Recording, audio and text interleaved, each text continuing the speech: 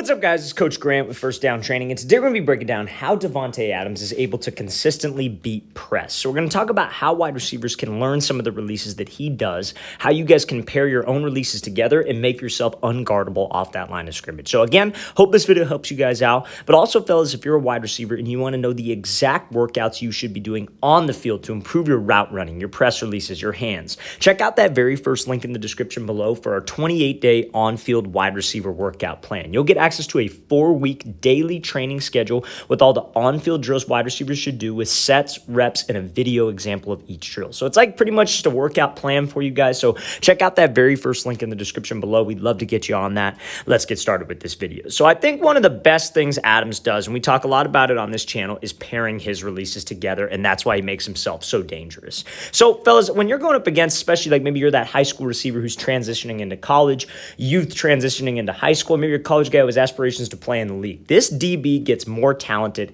every single year. And what DBs rely heavily on is film study. But as a wide receiver, when I come off the line, when I'm trying to pick a press release, I shouldn't have 20 different things on my mind. I should keep it simple. I should have about maybe 5-6 releases that all are fairly similar that can work on the routes that I am required to run. So Adams, we know, likes to run a lot of slants and likes to run a lot of fades. So how many times have you seen Adams do this release? Gives this little hezzy, hits a crossover, gets that DB to hesitate, gets him to jump outside, and then he's able to win on this slant. That hezzy move that he does, that little skip, that little hop, whatever you want to call it, is what sets up all of his releases. So when he's running like a fade route, and we're going to talk about that in the next clip, when this DB maybe starts seeing this hesitation release often, like let's say we hesitate a couple times, we hit him with that crossover, we get him to jump, and we win on this slant. What do you think he's probably going to do the next time he sees this hesitation move? Probably sit to the inside, right? Because he knows I got embarrassed on the slant, I got beat on the slant, I'm just going to sit to the inside, right? So that's what sets up the fade, and that's what can set up an outside release. Now, I mentioned before I started talking about that, film study. So the reason why Adams is so unpredictable, or the reason why he's so unguardable, is because he's unpredictable. Because when you try to watch this guy on film, everything he does looks fairly similar. So when he's running a slant route, he does the same first couple steps. He hesitates, hits the crossover, gets him to jump. Now we go to the next clip, he's running a fade route, does the same hesitation, takes off and runs the fade. So when you guys can pair your releases together and make everything look the same off the line, this DB really has no way to prepare. And when he has no way to prepare, he has to solely rely on his technique. And when he has to rely on his technique, I should be able to win every single time. So let's go back to that slant route, right? When this DB has to rely on his technique, he has to rely on his eyes, he has to rely on watching our hips as a wide receiver, that's when it can get real fun. Because I could set him up with a crossover, I could set him up with a head fake, I could step outside of his frame to get him to bite. So what do I mean by that? Anytime that Adams does this little hezzy move and he hits this crossover, it's always two very sudden steps. It's a quick 1-2. But you see when he steps with this second foot, it's outside of this DB's frame. But it's inside of his frame, right? He's not reaching, he's not stepping heel toe, he's not stepping way outside to try to get this DB to jump. The upper half is what sells it, because that's what the DB's looking at, but the step has to look like I'm going vertical. Because when that step looks like you're going vertical, that looks very similar to his fade route, which is what we're going to break down next. So let's play this thing again full speed. So Adams is extremely dangerous off that line, fellas, because he is one of the few receivers, a lot of guys do the same thing as Justin Jefferson, Keenan Allen, they pair those releases together. So now maybe you could work it the opposite way, right? So we looking at this from an angle like he's doing a slant, then he's going to be setting up a fade. The slant sets up the fade. But maybe if you're like a fade, you run a lot of fades on the outside, you could use a fade to set up the slant. So maybe you're, as a wide receiver, we also need to be watching film. Right? I'm not just going to be like, oh, I'm just going to go out there and run my routes. We need to study our opponent. We need to know what a DB is going to do before he even does it and what his tendencies are. I coached high school ball for a little bit, and I mainly do training now.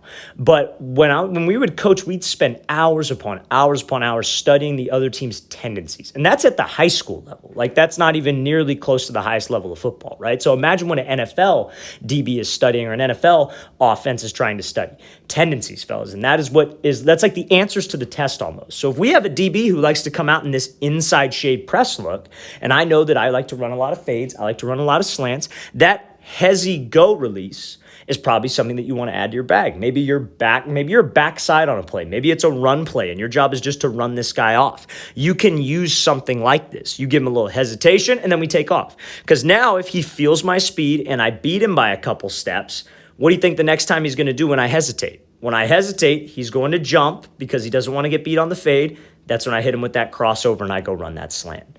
Now, I know what some of you might be thinking, well, what if I have to run a fade and I go with that hezzy move and then he jumps to the outside? Okay, fine. Sometimes the guy is going to play it correctly. Sometimes he's going to be just in the right place at the right time.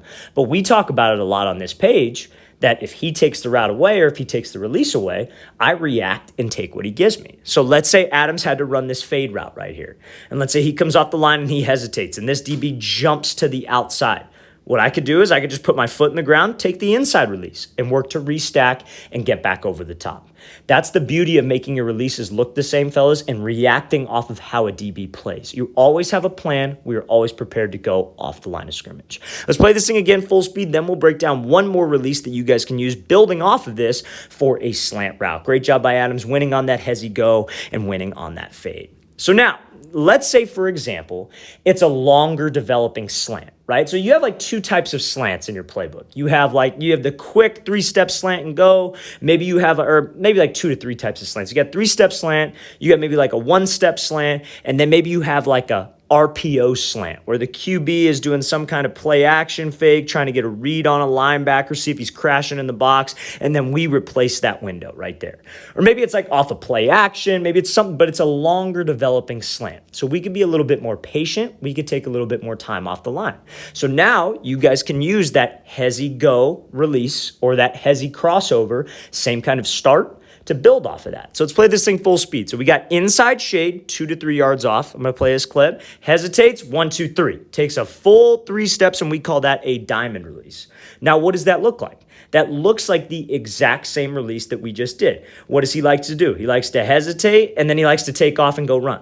So that's how you guys, again, pairing releases together, making it look the same. Because when you have a DB who's sitting to the inside and he's maybe gotten beat on this fade before, he's done this hesitation hop and he takes off and runs, this guy gets beat over the top all the damn time against Adams. Not this DB particular, but DBs in general. That hezzy go.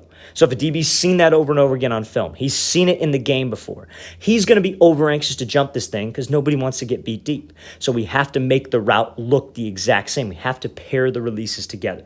So rather than him just taking off and running, obviously he's running a slant. He hesitates, 1, 2, 3. And he even throws a peek back with those eyes to sell that vertical.